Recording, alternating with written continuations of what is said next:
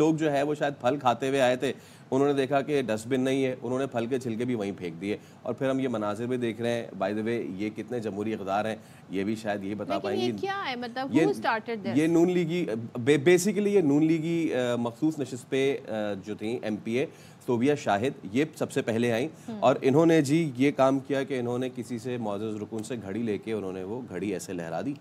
और घड़ी जब लहराती रही तो जाहिर सी बात है वो वक्त तो दिखा नहीं रही थी, वो अज़राए मजाक या चढ़ाने के लिए उन्होंने जी वो इन्होंने किया। तो जो समझे वो इतना समझे कि उन्होंने उनकी तरफ जूता उछाल दिया। अब जूता उछाल दिया, खाली बोतलें उछाल दी, सिंबल्स की जो है जंग चल रही जी जी जी और ये सब हुआ। अच्छा, बेसिकली वही सारी चीजें थी जो शायद इलेक्शन के सिंबल्स भी मिले थे, घड़ी, जूता, कीनू का छिलका, बैंगन वगैरह। तो वो सब ये सारे काम होते रहे, जिसके बाद जब अराकीन ने वापस आने की कोशिश की तो दोबारा उनको जो है अच्छा ये एक हाथ में घड़ी है, दूसरे हाथ में पता नहीं, आई थिंक वो उनको पता नहीं क्या उठाया हुआ था, लेकिन उसके बाद इनको कहा भी कि आप बैठ जाएं, लेकिन उन्होंने कहा नहीं जी, आज तो मैं वक्त बता के रहूंगी सबको। ये माजी के असेंबली में जी हम इस तरह के मनाजिर देख रहे हैं। आपको याद होगा निगहत औरंगज़ई साहिबा हुआ करती थी, और भी बड़ी इस तरह के हमने मनाजिर नहीं देखे थे कि कोई जूता उठा के ले आए। लोटे बाकायदा आए हैं असेंबली के अंदर जो देखे गए, चूड़ियाँ आई हैं, लोगों ने आकर जी एहतजाज किया है। फिर इसी तरीके से एक इजलास हमने देखा था जी, जो कि बाकायदा असेंबली के बाहर भी एक इजलास बुला लिया गया था, आपको याद होगा, जब नून लीग एहतजाज कर रही हुआ करती थी। चलें, आज क्या तैयारियां हैं, इतने दिनों बाद ऐवान सजेगा और हम देखेंगे फिर से वो मनाजिर कौमी असेंबली के और बहस मुबाहिसा होगा। चलते हैं, हमारे नुमाइंदे अज़हर फ़ारूक हमारे साथ है तो हम उनसे पूछते हैं। अज़हर, पहले तो ये बताइएगा कि आज का स्केड्यूल पूरा क्या है, कि 10 बजे सुनने में आ रहा है कि इजलास शुरू होगा, उसके बाद क्या मराहिल होंगे, ज़रा हमें बताइएगा। जी सदब, जो शेड्यूल है कौमी असम्बली के आज के इजलास का वो तो यही है कि 10 बजे इजलास शुरू हो जाएगा। इस वक्त तो जो मुख्तलिफ अरकान कौमी असम्बली नौमुंतखब अरकान वो यहाँ पे पार्लियामेंट हाउस पहुँचना शुरू हो चुके हैं। 2 नुकाती एजेंडा रात गए कौमी असम्बली सेक्रेटेरिएट ने जारी किया था। एक तो कि तिलावत कलाम पाक होगी और उसके बाद ओथ होगा। नौमुंतखब अरकान जो है वो हलफ उठाएंगे। स्पीकर कौमी असम्बली जो कि इस वक्त तक स्पीकर हैं राजा परवेज़ अशरफ, वो नौमुंतखब अरकान से हलफ लेंगे। और साथ ही रात गए एक और शेड्यूल जारी हो गया था, वो स्पीकर और डिप्टी स्पीकर का था, और वो उसकी अनाउंसमेंट बाज़ाब्ता तौर पर स्पीकर कौमी असम्बली आज इजलास में भी करेंगे। 12 बजे तक नए स्पीकर और डिप्टी स्पीकर के इंतखाब के लिए कागजात नामजदगी सेक्रेटरी कौमी असम्बली के पास जमा कराने होंगे। जबकि कल कौमी असम्बली का जो इजलास होगा उसमें नए स्पीकर और डिप्टी स्पीकर का इंतखाब खुफिया रायशुमारी के ज़रिए होगा। और कल ही नए कायदेवान यानी कि वज़ीर आज़म के इंतखाब के लिए शेड्यूल भी जारी होगा। मंडे को इस बात का कभी इम्कान है कि नए वज़ीर आज़म का इंतखाब कौमी असम्बली कर लेगी। वो इंतखाब जो है वो डिवीज़न के ज़रिए होगा।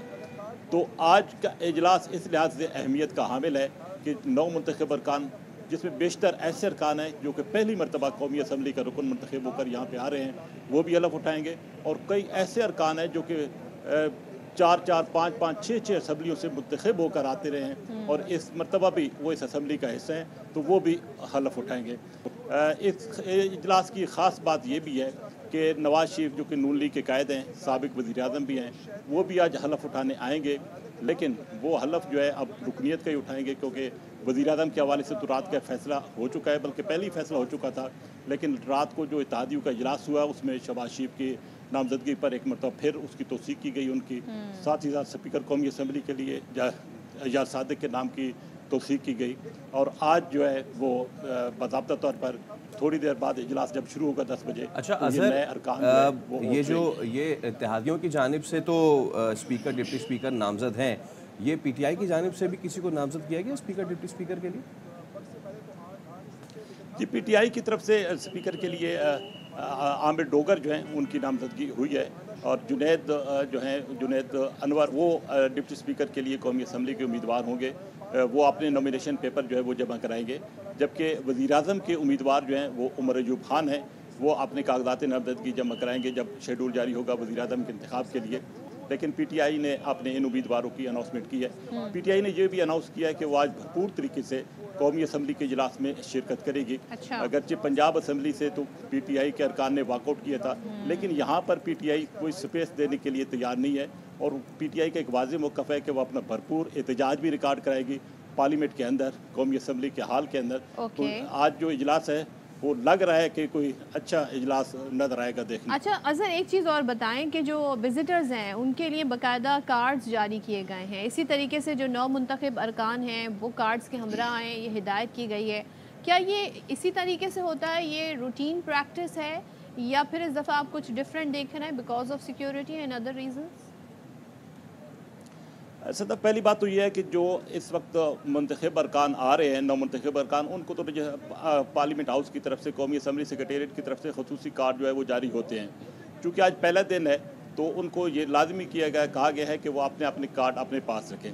जहाँ तक विजिटर गैलरीज का ताल्लुक है, मेहमानों की आमद का, तो जैसा कि पहले आपने बताया कि कल एक नाखुशगवार वाक़या जो KP असम्बली में पेश आया था, उससे बचने के लिए सिक्योरिटी के खसूसी इंतजाम किए गए हैं। पासेज जारी किए गए थे गुज़श्ता रोज़ मुख्तलिफ मेहमानों को, लेकिन रात गए वो पासेज जो है वो मनसूख हो गए हैं। अब सिर्फ मीडिया अरकान जो हैं वो होंगे। और जो कल KP में हुआ वो ऐवान के अंदर हुआ, सिक्योरिटी तो ऐवान के बाहर के लिए होगी, तो अंदर के क्या इंतजाम किए गए?